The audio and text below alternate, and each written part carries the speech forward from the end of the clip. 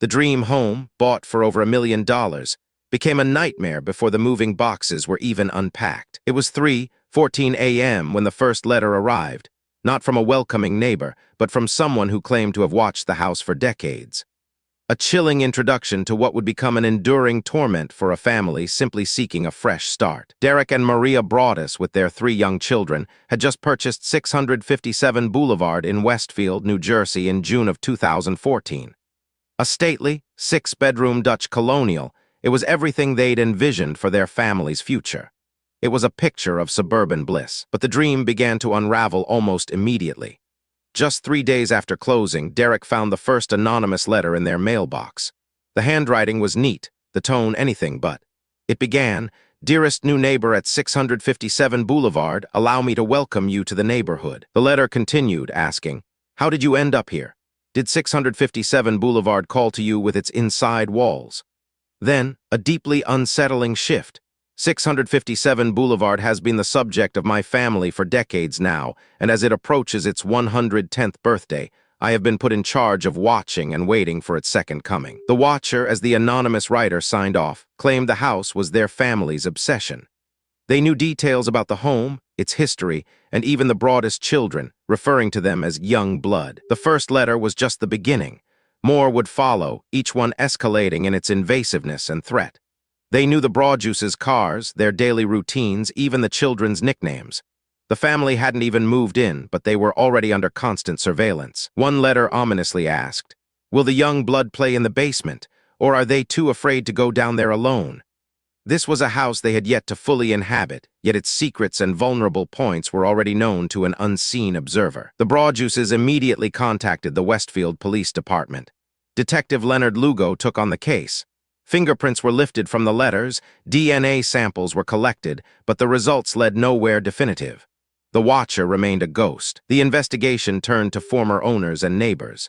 The previous owners, the Woods family, admitted to receiving one letter just before moving out, also signed by the watcher. But they dismissed it as a harmless prank and threw it away. A crucial piece of evidence lost. Westfield is an affluent, tight-knit community, the kind where everyone knows everyone. The idea of a stalker operating within its quiet streets sent ripples of unease through the neighborhood.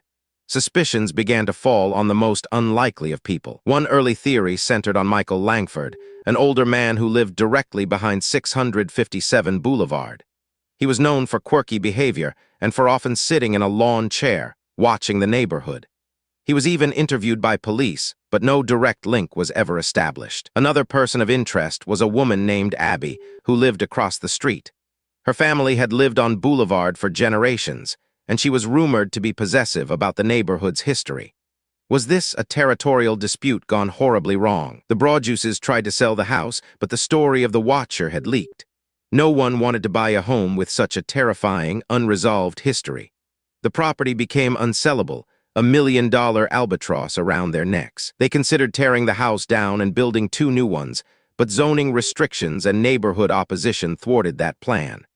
The house, the source of their terror, stood as a monument to their unsolved nightmare. The letters continued, each one more personal, more invasive.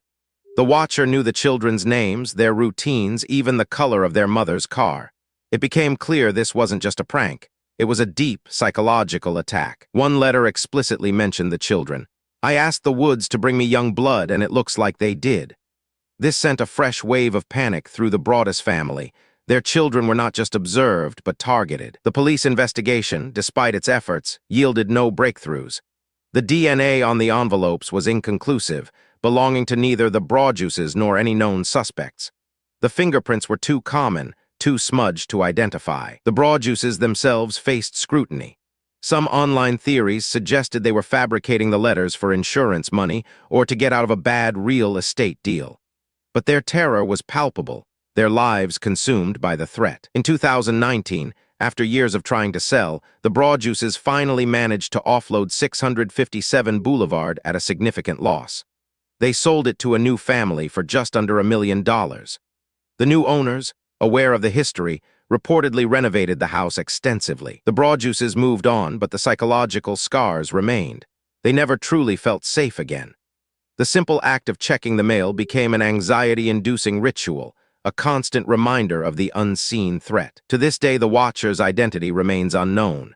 Was it a disgruntled former owner, a jealous neighbor, or something far more sinister?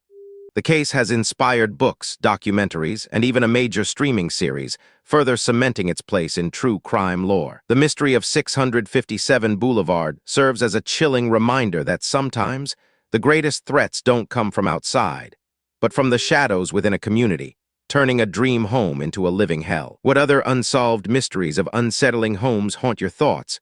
Tell me in the comments.